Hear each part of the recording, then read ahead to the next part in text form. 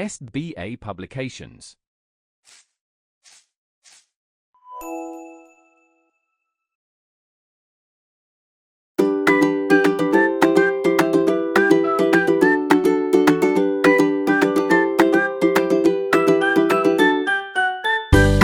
नमस्कार प्यारे बच्चों, कैसे हैं आप सभी लोग। उम्मीद करती हूँ आप सभी लोग अपने अपने स्थान पे स्वस्थ होंगे। बच्चों, आज हम शुरू करने जा रहे हैं आपका पाठ 20, जिसका विषय है संवाद लेखन। तो आइए बिना किसी देरी के आपका आज का पाठ शुरू करते हैं। बच्चों, संवाद मतलब वाद मूल शब्द में सम उपसर्ग लगाने से संवाद शब्द बना है, जिसका शाब्दिक अर्थ है बातचीत। इसे वार्तालाप भी कहा जाता है। सामान्य रूप से दो लोगों के बीच होने वाली बातचीत को हम संवाद कहते हैं। दो लोगों में हुई बातचीत को लिखना संवाद लेखन कहलाएगा। अच्छे संवाद मनुष्य के व्यक्तित्व को प्रभावशाली बनाते हैं। बच्चों, संवाद मतलब जैसे आप और मैं, हम दोनों में होने वाली बातचीत को हम संवाद कहेंगे, ठीक है। और उसके विकास में सहायक भी होते हैं। और जो भी संवाद के जो शब्द होते हैं वो हमारी बात को प्रभावशाली बनाते हैं। और अगर हमारी बातचीत का शब्दकोश अच्छा होता है तो हमारी बातचीत प्रभावी भी होती है। तो आइए देखते हैं किस तरह से हम संवाद लेखन में निम्नलिखित विशेषताएं रख सकते हैं। जैसे संवाद लेखन में स्वाभाविकता होनी चाहिए। संवाद एक दूसरे से मेल खाते हुए होने चाहिए। संवाद को बोलने की शैली प्रभावशाली होनी चाहिए। संवाद की भाषा में जटिलता नहीं होनी चाहिए। संवाद लेखन में किसी एक पात्र के कथन को बहुत लंबा खींचना नहीं चाहिए। भावों और विचारों की पुनरुक्ति से बचना चाहिए। अब देखिए, यहाँ पर एक संवाद दिया हुआ है। बढ़ती महंगाई को लेकर दो नागरिकों की बातचीत को संवाद के रूप में लिखिए। राहुल ने कहा, अरे महेश बाबू, क्या लाए हो बाजार से? तो महेश बोला, अरे भैया, ज्यादा कुछ नहीं, बस थोड़ी सी दालें और चावल ही लाया हूँ। राहुल, अब इस बढ़ती महंगाई ने तो सबका हाथ ही तंग कर दिया है। महेश, कुछ ना पूछो, सभी चीजों के दाम आसमान को छू रहे हैं। कोई भी चीज सस्ती नहीं है। कुछ दालों के भाव तो 100-150 रुपए किलो तक पहुंच गए हैं। राहुल, दालें ही क्या, सभी चीज इतनी महंगी हो गई हैं कि वे आम आदमी की पहुंच से बाहर होती जा रही हैं। महेश, पर एक बात मेरी समझ नहीं आती, महंगाई को रोकने के लिए सरकार क्यों कुछ नहीं कर रही है? तो राहुल बोला, अरे भैया, मुझे तो लगता है कि दाल में कुछ काला है, वरना सरकार चाहे तो क्या कुछ नहीं कर सकती। महंगाई के खिलाफ कानून बना सकती है, चीजों के दाम तय कर सकती है।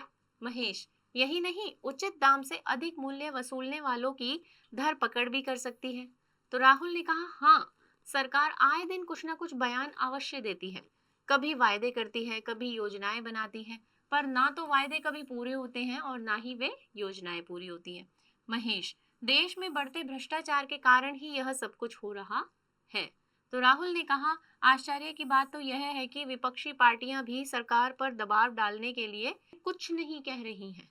तो बच्चों, ये था एक संवाद दो मित्रों के बीच में जो महंगाई के बारे में बातचीत कर रहे थे। आइए अब हम देखते हैं दो सहेलियों के बीच अपनी नई प्रधानाचार्य को लेकर हुआ संवाद। नीतू, शिवानी, बताना तुम्हें अपनी नई प्रधानाचार्य कैसी लगी? तो शिवानी ने कहा, सच बताऊं, उन्होंने मुझे बहुत प्रभावित किया। नीतू ने कहा, वह कैसे? शिवानी, आज पहली बार किसी प्रधानाचार्य ने कक्षा में आकर विद्यार्थियों से इतने प्यार से बात की। नीतू ने कहा, यह बात तो मुझे भी बहुत अच्छी लगी। तो शिवानी ने कहा, नीतू, क्या तुम्हें ऐसा नहीं लगा कि उनकी बातों में मिठास और वात्सल्य है?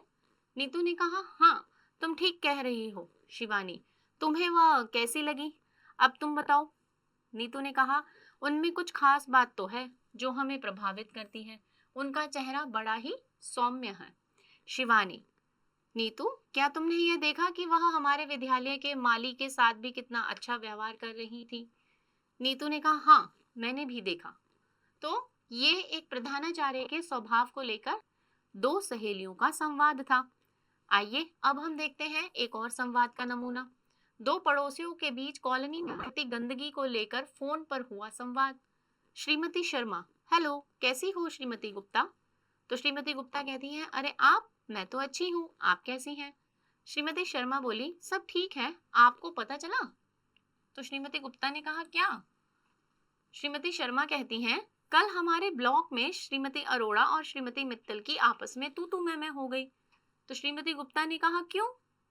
तो श्रीमती शर्मा कहती हैं, अरे वही कूड़े को लेकर। श्रीमती अरोड़ा ने ऊपर से कूड़े को फेंका और वह सीधा उनके घर में जा गिरा।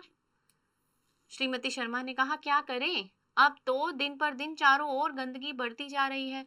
पहले तो कूड़ा समय पे उठा लिया जाता था, लेकिन अब। श्रीमती गुप्ता ने कहा, आप ठीक कह रही हैं, कॉलोनी के सेक्रेटरी भी अब इस ओर ध्यान नहीं दे रहे हैं। श्रीमती शर्मा ने कहा, मुझे लगता है हम सभी को मिलकर कुछ करना होगा। तो श्रीमती गुप्ता कहती हैं, ठीक है, कल एक मीटिंग बुलाते हैं और इस मुद्दे पर बहस करते हैं। तो श्रीमती शर्मा ने कहा, ठीक है, कल ठीक इसी समय मैं आपसे फिर बात करूंगी। तो श्रीमती गुप्ता ने कहा, ठीक है।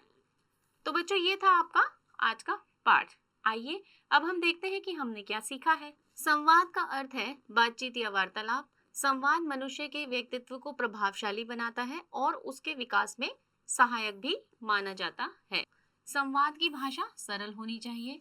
संवाद पात्रों के अनुकूल होता है, जैसे पात्र उसी तरह से आपका संवाद निर्माण किया जाता है।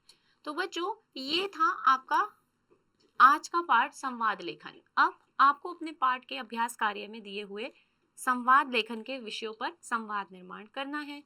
आज की कक्षा को हम यहीं पे विराम लगाते हैं। मैं आपसे अब मिलूंगी आपकी अगली कक्षा में एक नए विषय के साथ। तब तक के लिए आप सभी बच्चे सीखते रहिए, स्वस्थ रहिए। नमस्कार।